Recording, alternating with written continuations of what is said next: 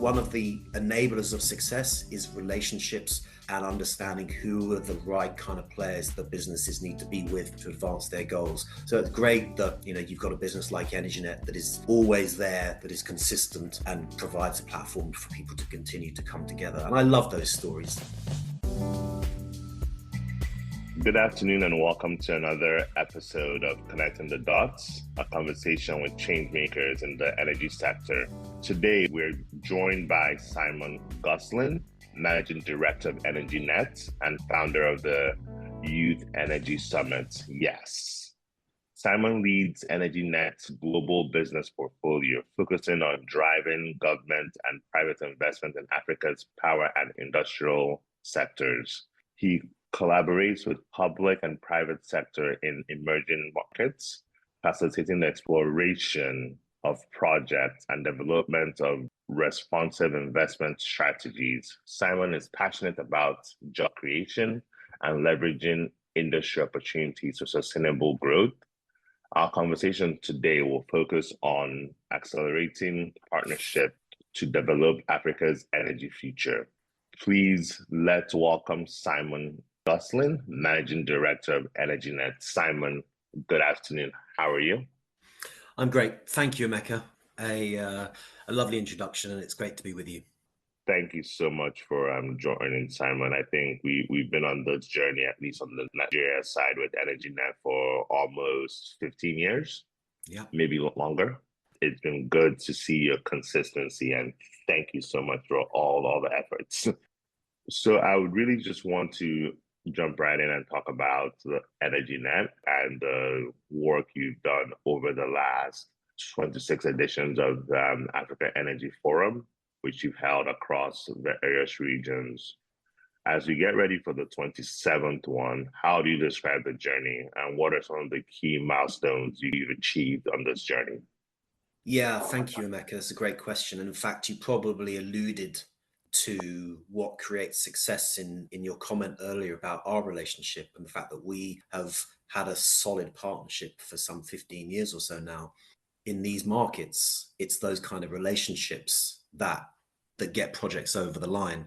I think one of the challenges the energy sector faces overall is the chopping and changing of ministries, of heads of countries and things like this. So this is a perfect example of long-term collaboration and how it kind of really brings communities and sectors together. So I'm really grateful for you and all the work you do. And I'm really delighted to be here again. I think over the years, talking about EnergyNet isn't something I'm hugely comfortable with. I like to focus on the sector and some of the opportunities that have come over the last actually 30 years that EnergyNet's been running, and this 27 years for the Africa Energy Forum this year. So it's been a remarkable journey. But some of the kind of highlights, I think, over the years, I mean, obviously you have Brexit, which happened back in 2015. We had the Africa Energy Forum in London, and it was a really interesting time because we had around $1.6 billion of project announcements that were being made at that time by a lot of the stakeholders, AFC, African Development Bank, a lot of the DFIs, project developers. And there was just over $1.6 billion of projects which were being announced. Now, when everybody went to bed, the UK was still, the UK was still part of Europe. When everybody woke up, it was a very different world. And I think it really caught people off guard. And what you saw there was, the passions and the frustrations really boiling over to the point where, I came between a couple of investors who were about to come to blows. The impact of what had happened was so traumatic, so disruptive, and so immediate that it really was a turning point, I think, for investors, obviously because Europe and the UK play a huge role in the energy sector overall. So it was a real change. And I think when you fast forward to this year, I think with what's happening in the US, we're in a similar situation. I think you see some real monumental disruptive moments in time where the sector has to self-reflect and really think, how do we face these challenges? Well, having spent so many years working with the Saudis, I learned to not deal with the challenges anymore. We deal in opportunities. And I think that's how we need to approach the sector. That's how we need to respond to these challenges. But I think in terms of milestones, I think this year and 2015 were two significant changes where the sector was forced to evaluate itself, to look inward, and to really start drawing on its own resources to actually power, finance, and deliver its own energy and broader infrastructure that's required. From an event perspective and from a company perspective, there have been lots of milestones. And, I think one of them, if we're looking kind of specifically at EnergyNet, the milestones for me have been establishing the team. That's been critical. If you look at the people who work in EnergyNet, most of them have been here for 10 years plus, and it's kind of unheard of these days that people have been here for so long.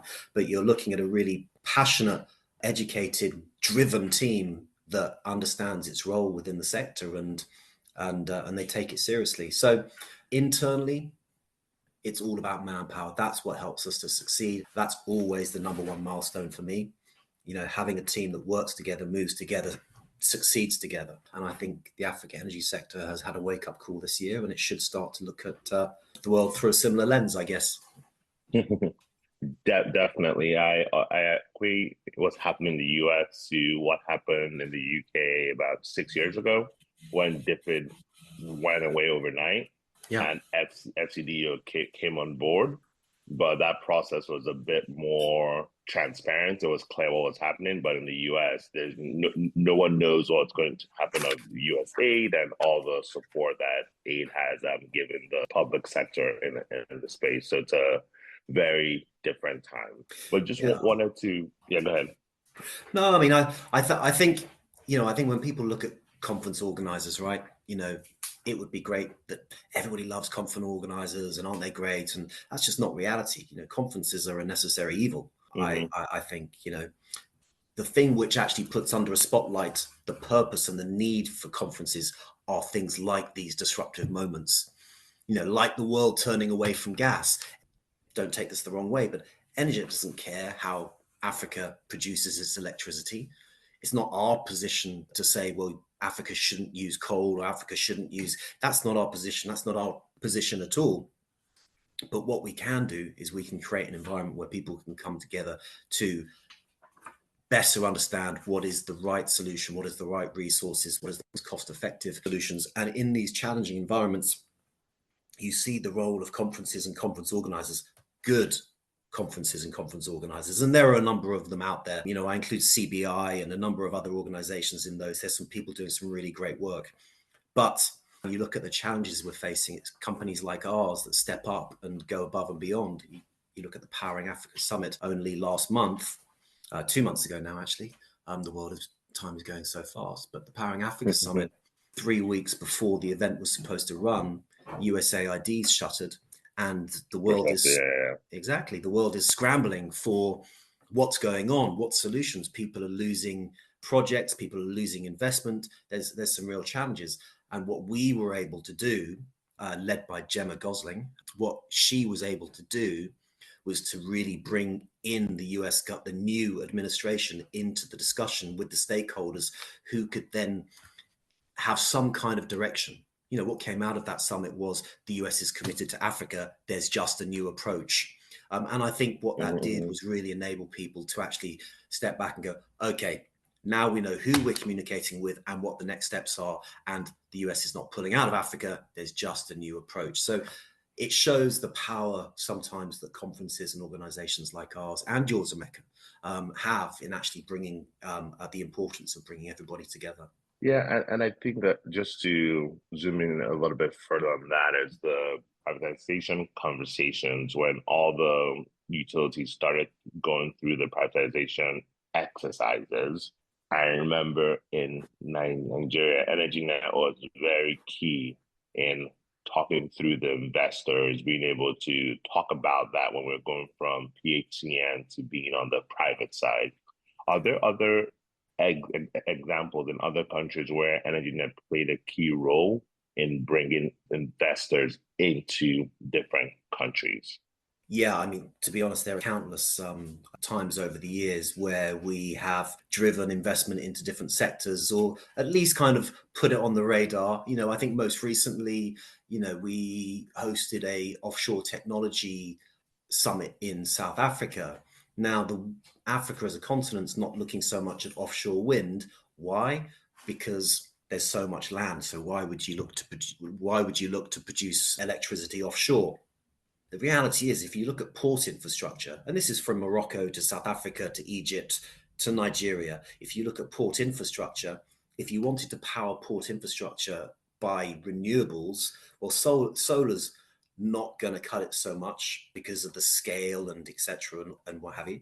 Wind, we were looking specifically at the development of a port in Durban, South Africa, and there we had all of these incredible brains, people from wind companies, people from the IFC, people that really understood the metrics.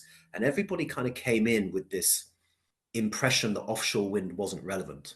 And EnergyNet as a business was saying, well, we think it is. Let's have that debate. And in that debate, what came out of it was stakeholders like Transnet, stakeholders like the IFC came to the realization that you can build an onshore wind farm 120 kilometers away to power this port.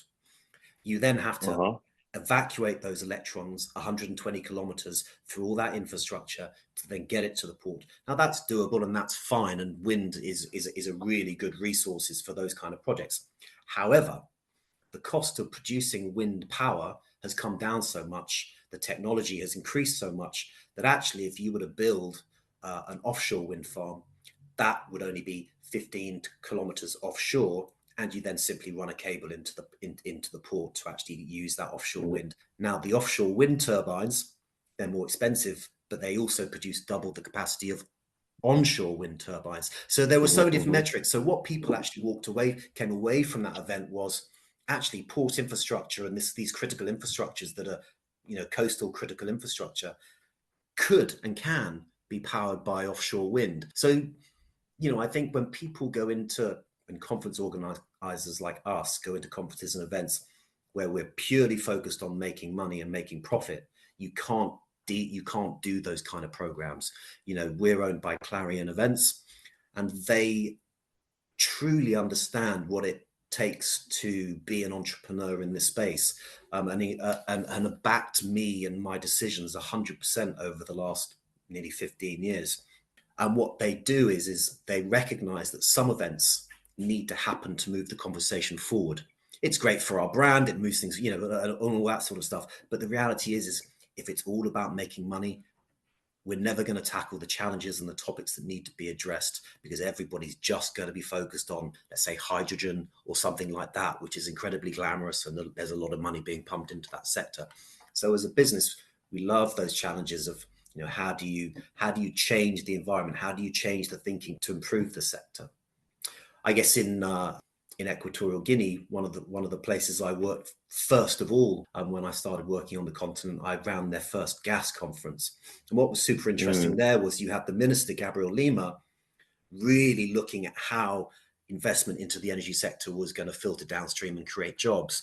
And obviously there are some issues there in Equatorial Guinea on the population side of things, but you had a leader in Gabriel who was really conscious of those. He was really passionate about that. And he was talking with stakeholders about, okay, if you're coming in to utilize these resources, these the downstream impacts that we want to see from your involvement here. And it was great. And that's kind of really talked me through, kind of really shaped my thinking around the role of energy to create jobs and industrialization. No, that's great, because what that really shows is sometimes thinking outside the box is necessary, and also having trickle down effect way of thinking actually pushes conversations forward. But I think one issue I go around with people in Nigeria, kind of trying to dissect is, which sector is more important? Is it power? Is it health? Is it IT? Is it banking? What is it? And I always come back to say power is such an enabling ministry and an enabling infrastructure that if you don't have it correct, all the other businesses could proceed, but the cost to get those off the ground will be twice, triple what it should be, which then pushes a further burden on the 100 million people who are living below the poverty line.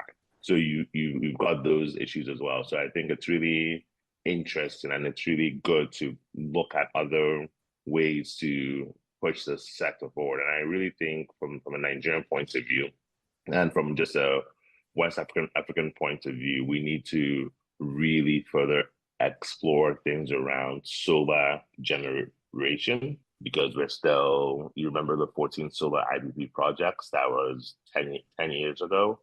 None of them have gotten off the ground. And it's really unfortunate given where the countries are located, on the equator.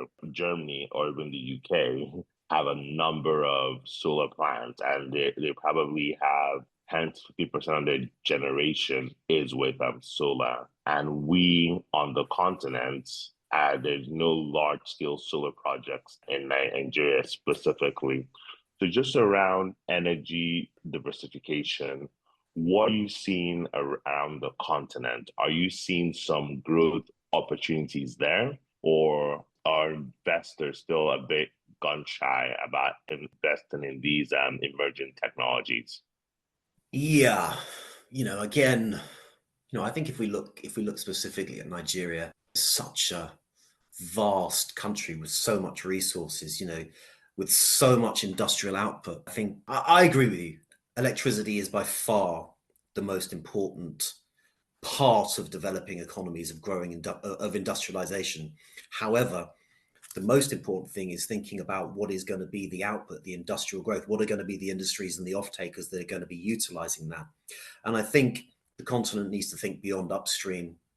Upstream shouldn't be the main driver of energy growth on the continent. And when I'm talking about upstream, I'm talking about oil. I'm talking about hydrogen, for example. Hydrogen is the new oil to some extent. It's going to be produced through solar in parts of Africa, Namibia, obviously, and others are looking at trying to develop it. But much of those resources are going to be handled in the similar way that the oil sector was handled, exported to other countries around the world. And then the money, how does that trickle down to the people and actually create opportunities? And then it really comes down to how those countries and those economies are being managed and where that capital is going to be invested. You've got some really exciting things happening in Mozambique around the gas and other things like this. But, I think it's actually, there needs to be some really serious thought around the industries that are going to be using the electricity. But going back to your question around the resource base, diversity and what have you, I actually don't agree that Nigeria should be focusing on solar to some extent. I don't think it produces enough capacity. I think the land is too vast. I think wind would work better. I think gas is critical. But as you and I and Patrick talked a couple of years ago, nothing's happened in Nigeria over the last 10 years or so. It's been really slow. So it's really difficult to kind of engage people and bring them on a journey to talk about any form of energy when there's no history of projects moving forward. I think over the last 18 months, you've seen a real shift in Nigeria around the seriousness of getting projects moving, the infrastructure that's going to enable that. We really hope to be making an announcement over the next couple of months around potentially a position in Nigeria where we can promote some of the exciting things which are happening there. But I think each country has to look at what resource best suits its economy.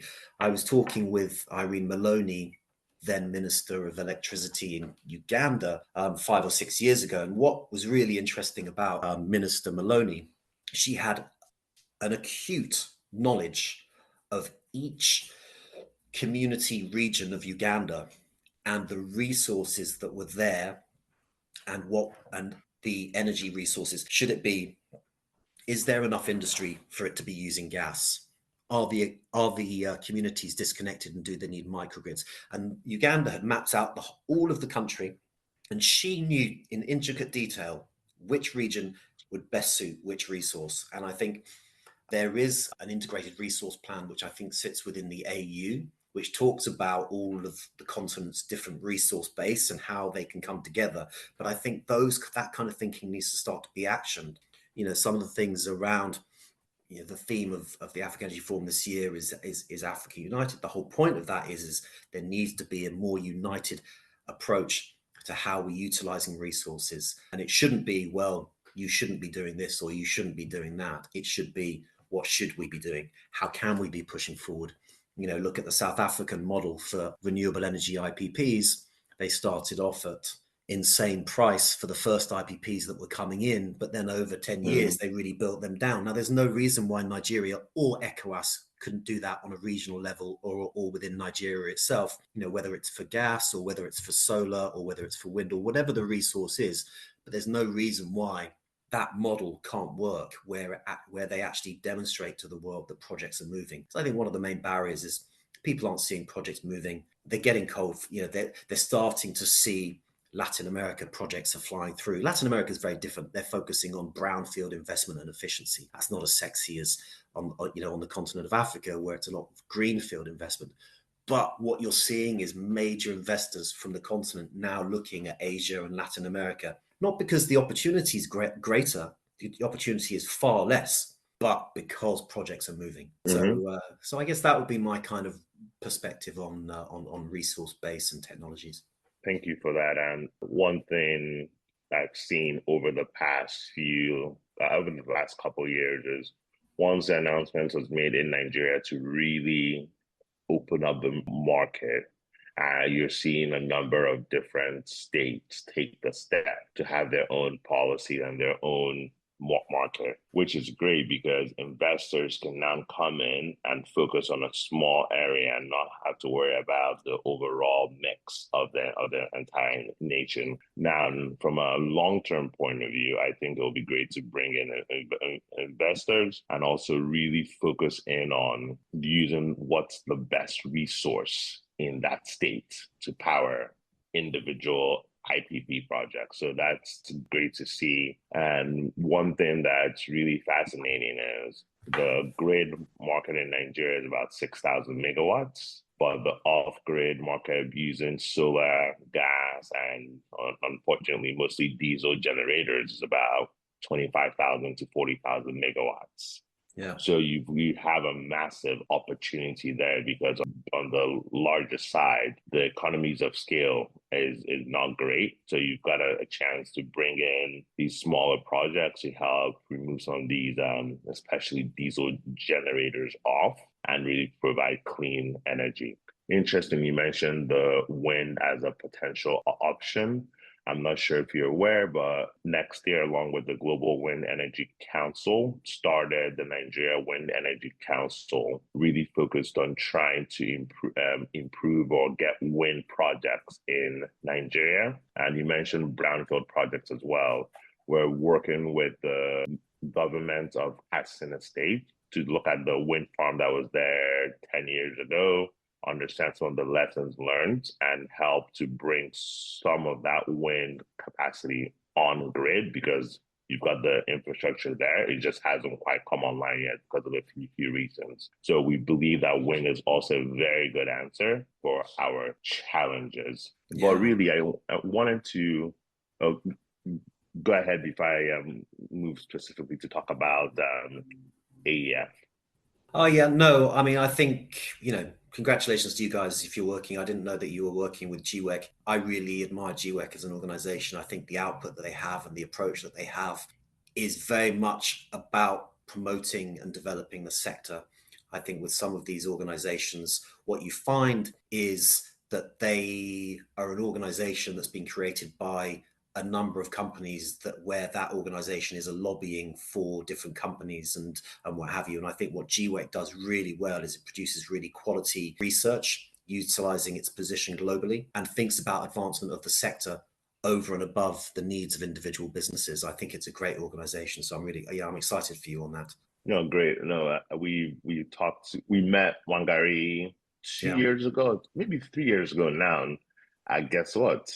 The EnergyNet event in Washington, D.C., 2022, right? Or 23? I can't remember. 2022, we had to cancel because the cost of doing business post-COVID was so extraordinarily high that we just couldn't afford to run the event. So I think, it was 2023. 2023. Yes, excellent. So that's how that conversation started. So you see, you're putting people together and you didn't even know it. Emeka, let me tell you, so we get these stories a lot. And my favorite ones, Wale Shonabari from the African Hmm. Development Bank, Definitely. and Aaron Velaswamy from Hogan Lovells, and all these, and a lot of these people, 12 years ago, we hosted a gas summit at the Meridian Hotel in Akwa Ibom, and beautiful hotel, incredible food. I absolutely loved it. We only had a few people there because of the location of the event, and I think because of the timing. So we only had around 40, 45 people together. We would get up in the morning at 6 o'clock, get everybody together, we'd go for walks across, around the hotel grounds and the lakes and everything. And to this day, Wale and Aaron, a number of others say, Simon, I've still got those relationships from that event. And and it's really nice to see because, as we talked about earlier, the point that one of the enablers of success is relationships and understanding who are the right kind of players that businesses need to be at to be with to advance their goals. So it's great that you've got a business like EnergyNet that is always there, that is consistent, and provides a platform for people to continue to come together. And I love those stories. No, and it was just so interesting because we literally, it wasn't intentional. We just, hey, what do you do? Conversation started, and the push was GWEC was really looking to move into the Nigeria space. Would you guys be interested in working with us on that? And we've really been able to move that conversation forward. We have a partnership now with the Rural Electrification Agency, and Yeah, there's a number of companies that really want to get involved in the wind space. So it's working out really, really well. So thank yeah. you to EnergyNet. Really just want to, I know I only have you for a few more minutes, but I wanted to delve in a bit more on the theme of the conference, Africa United. Over the last year, I've been away from the space. I've been doing an MBA at MIT Yeah, with, congratulations, by the way. thank you, with 45 different countries represented. And most of my classmates from Southeast Asia and Latin America as well always tell me that the real challenge with Africa is that from an investor point of view, it's not united and it really, well, it's fractured. So someone coming in to invest in Nigeria doesn't know if the regulations in Guinea or in Ghana or in Kenya are, if they're not the same, then the opportunities look quite small. So just want you to maybe talk a bit more about what you're hoping to achieve with the theme of Africa United. Yeah, so I mean, obviously, the world's kind of gone through a very polarizing period over the last few months, where you've got countries looking at isolationism, and you've got other countries looking to form closer ties. And I think everybody's kind of caught in the middle of this. So how do we see an opportunity? How do we create an opportunity out of something which can be perceived to be incredibly challenging here and now? 2 years from now, we're going to have moved on from this. The world's going to be reset. Everything's going to be moving forward. Now, maybe moving forward better and faster as a result of this. Who knows? But at the moment, we don't know. What we do know is that as when you think about the continent, if you look at Nigeria within ECOWAS, I hear what you're saying around the states looking to produce and generate their own electricity. Is there a capacity within those local governments to deliver those projects? So 12 years ago, 10 years ago, I can't remember when it was now. I mean, we ran the renewable side of COP in Morocco. And Mm, from that, we were looking at how do you increase the proliferation of renewables across the continent. The overriding thought at the time was, can you develop regional IPP offices that have established procurement teams, professional procurement teams that are used to dealing with these things, that have this information, who can work with investors who are coming in more specifically, that are working hand in hand with Katsina or Akwa Ibom or Kaduna or whichever state it is, Jos, and whichever one it is. Are there regional bodies that can help deliver these projects? Because they are complicated and they are so diverse and so complex that actually we need to think in a more joined up way. Can an IPP office or can a development office sit within ECOWAS where it procures regional infrastructure? I think a really great example right now is the Lobito corridor. Everybody's talking about the Mm-hmm. Lupito corridor, but when you look at it, you've got all of the governments from Angola, DRC, Zimbabwe, Zambia, everybody all aligned, all working with World Bank, US government, international DFIs, project developers. So there's a real kind of ecosystem around this one mega project, which is going to have a massive impact across sub-Saharan Africa. So when we're thinking about Africa United as a theme, it's about bringing people together to advance projects better. We need to stop working in silos. When we look at the sector, and one of the great things about where I sit is that I see all companies across the whole sector. There are so many different projects that the mining sector is looking at power. Now you start Mm-hmm. now you start to get companies like Envusa, companies that are like the Nigeria bulk trader, like Embed, but they're procuring electricity and distributing electricity to groups of off-takers rather than just one off-taker buying a generator and powering its own. So you're starting to see industries and sectors uniting, coming together to have common infrastructure. What's good about common infrastructure and a more united approach is it brings the cost to individual businesses down. It Mm-hmm. spreads the risk. It creates a larger opportunity. Yeah, so when we think about Africa United as a theme, it's about how do the sectors, how do the countries, and how do the project developers actually work more closely rather than in a siloed manner. I think we need to think smarter about how we do how the sector develops projects and stop thinking so much about individual needs and start thinking about broadly about broad needs of countries and millions of people, not just, yes, this project's going to give electricity to 2,000 homes. Okay, it's going to give electricity to 2,000 homes, but where are the other 3 million connections going to come from? I think one of the answers there is with Mission 300, which is quite exciting right now. But yeah, it's about bringing people together and just thinking about the greater good rather than just my needs and what I need. No, that's great. Just you mentioned M300 as a program that's up and coming, and Nigeria just started theirs initiative, really all kind of around improving access, but also creating enabling environment. Can you Yeah. talk a bit more about what some of those programs, because you've obviously seen the different a number of them come and go. You talk about what those programs aim to achieve and what sorts of support they aim to give the different sectors. Yeah, Mission 300 is an interesting thing because it's still pretty embryonic. I think if you go back to I can't remember when COP was in Morocco, was it 2016? If you go back Mm-hmm. to COP with Morocco, at that time, so 13 odd years ago, when Power Africa was launched, right? So Power Africa Mm-hmm. came out, all guns blazing. We're going to be this $100 billion fund. This is what we're going to do, et cetera, et cetera, et cetera. Now, at that time, there were two other $100 billion initiatives that were being positioned at the time by very credible players. What was interesting is fast forward 5 years from then, two of those $100 billion initiatives didn't even exist. No one was talking about them. They had just not moved forward. Whereas Power Africa was steaming ahead, marching forward. And I think the difference there was that Power Africa was very much about partnerships and inclusion and bringing people together and creating a working environment for projects to succeed. The three coordinators that were there over the life of Power Africa did incredible work, but the work that they did that was most impactful was uniting people, bringing people together, and actually helping to break through certain barriers which were obstacles to success.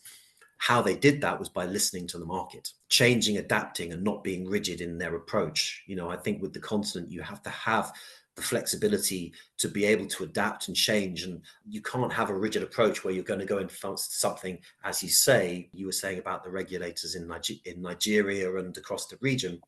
If you have an organization that can explain that to developers and can work with developers where they have the information and an organization that's about the bigger picture, then you can really play an influencing role in getting those projects over the line. The other $100 billion funds, I guess they were at the time. I don't even know what happened to them. There was a lot of goodwill behind them, but they just disappeared. But they disappeared because they weren't thinking in the way that Power Africa was thinking. Collaboration, uniting people, bringing people together. And that's where this whole kind of united Africa comes from. I think if you were to take a number of years ago, we wrote a program which was called Africa for Africa, and it looked at the four corners of Africa and how South Africa, Nigeria, Morocco, and Egypt, the four largest economies could really drive downstream growth and investment into the economies around them. Take more of a leading role, really drive the conversation. Again, you need to have people who are buying electricity, the off takers of electricity, to bring in new investment. And again, there needs to be more collaboration around in industry and energy. I think if you look at the industries that can be built in Ghana, let's say, they've got gold, chocolate, manufacturing, textiles. How do you grow those industries so that they need more electricity? I think there needs to be more understanding of that level of detail and collaboration. I understand the collaboration that's really needed because we feel that one of the issues of the Nigerian power sector is lack of collaboration from a point of view of folks who are not together and really understanding what the problems are and how to lay out the solution. Then secondly, it's really around developing talent because a number of Nigerians Africans over the past since COVID have began the immigration process. A lot of people have leaving the country. So the talent left in country is very poor. Could you maybe talk a bit about, I know the work you've done around YES and all the movements there to really empower young people and train young people. Could you talk a bit more about what those initiatives are and the impacts you're seeing thus far? Okay, so with the Youth Energy Summit, yes, we are looking at a funnel approach. So we have a really clear understanding, and I don't think we're necessarily communicating it well, because explaining it to people and bringing them on this journey has been complicated. We've invested nearly £2 million of our own capital into developing the Youth Energy Summit, and it's the right thing to do. Conference companies should be investing in the sectors and the countries and economies where they work. And we're really passionate about the youth program. We've had the EnergyNet Student Engagement Initiative for 12 years. That expanded into the Youth Energy Summit. But what you have with the Youth Energy Summit, it's if you think of it as a funnel, we're the largest part of the funnel. In that funnel, we want companies, organizations, initiatives that are working with youth, developing youth, to come in. In the UK, you have the charity Cancer Research UK. It's an incredible organization that does amazing research into cancer in the UK, but around the world. Now, they raise, I think it was something like half £500 million every year through fundraising. Let's say it's £500 million through fundraising. Now, the issue with organizations like that is how much they have to spend raising that money.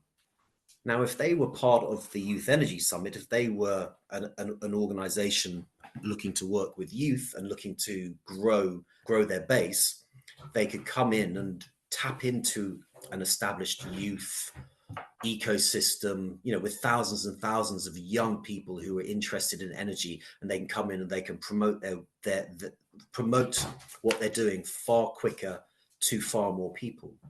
Now, what we see with the Youth Energy Summit, I guess, is we are an enabler for other organizations who are working directly with youth to do their work faster and with more people. So Youth Energy Summit is an enabling environment for organizations that are working and developing and promoting youth, or wanting to employ young people into the energy sector.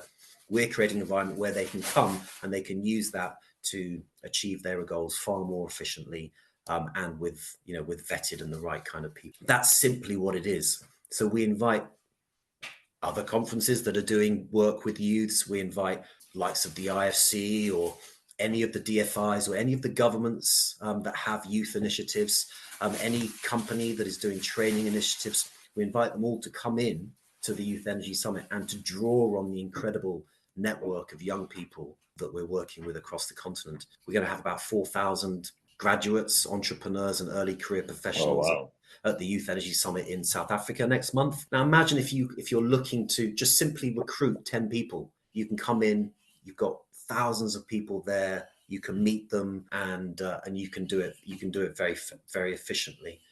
So again, it's kind of like looking at that united approach. How do we play a role as network builders to enable organizations that have the skills and ability to train, develop, and nurture and grow and employ young people across the continent? How do we have that network that can help them to do that? So yeah, it's an amazing journey. We're meeting some incredible people.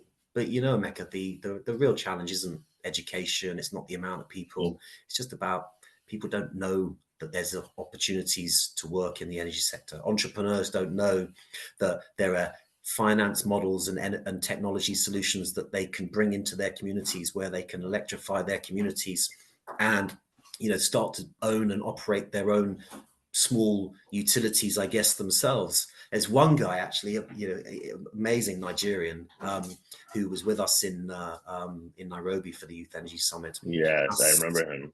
Exactly right. So he's now gone. He's set up his own company. He's now providing electricity to 40 companies. I think it was 200 homes. All off the back of the people he met at the Youth Energy Summit in Nairobi. Now, when you think of the Mission 300 mission, it's about electrifying 300 million people. If we can tap into all of these communities, find entrepreneurs where we can empower them with financial models, technology to own, operate, and distribute their own electricity. Communities are engaged, communities are profiting from it. There's more money in the communities, there's more spending on textiles and everything else, and these communities can grow. They can then grow to a point where you can start to link in fixed wire transmission and things like this. Whether that's the case in 10 years' time, I don't know. But you see what I mean? It's about empowering people within communities that have established businesses and have owned and run established businesses. So again, looking at that joined up approach between not thinking of energy in isolation of the youth, it's bringing that youth and helping them to understand that there are opportunities for them. You've only got to look at William Kakwamba, somebody who I love to talk about. And in fact, we're screening his film, the Youth Energy Summit, next month, and I'm hoping he'll join us again. But you've only got to look at what William did in his community when he went to the local tip, got some bicycle wheels and other parts, and he built his own kind of wind turbine, which then provided electricity into his community. Now, if you have that entrepreneurial spirit, which you do across the continent, unlimited amounts, why are we not tapping into that? Why are we not getting into those communities, finding those entrepreneurs and empowering them to own, operate, and do that? Again, it's this whole Africa United piece. I think I worry a lot about frustrations in youth.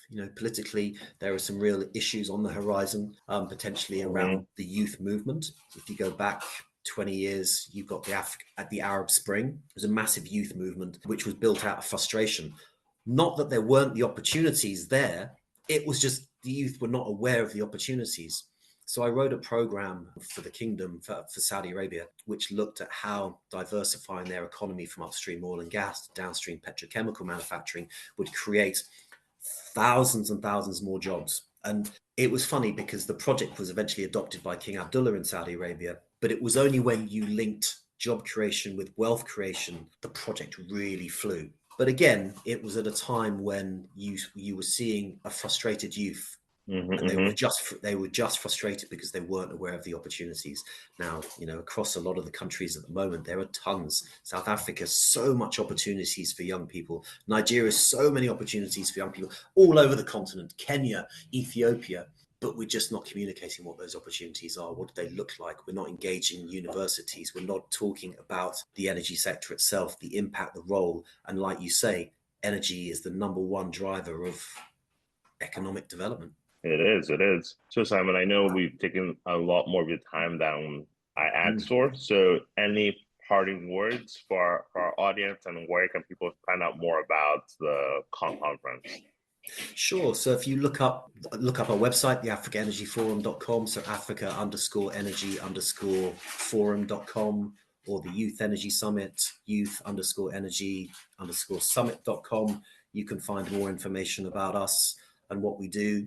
But what I would say, Mecca, is people should reach out to us and say, we want to participate. We want to be a part of this. What are you doing? We have youth programs in Nigeria. We have them across the continent. They're happening. We work closely with Unilag, the University of Lagos, a Mm-hmm. lot of others. So how do we increase the engagement of young people in the energy in tomorrow's energy story? Mm-hmm. Mm-hmm. And that's what we can do. We're good communicators, we're good network builders, but we're not trainers. We don't have that ability. We don't have that. But what we can do is, if you're a trainer and you're looking to train 1,000 people, we can help you to reach that 1,000 people. That is really, really good.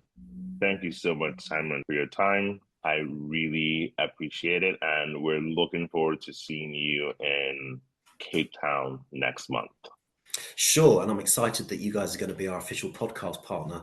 Again, it's kind of, you need people who are really at the cutting edge of industry doing these things. Businesses like EnergyNet, that's not our gig. Our gig is bringing people together and bringing the right people together. That's what we're good at. We'll leave you guys to make the real impact.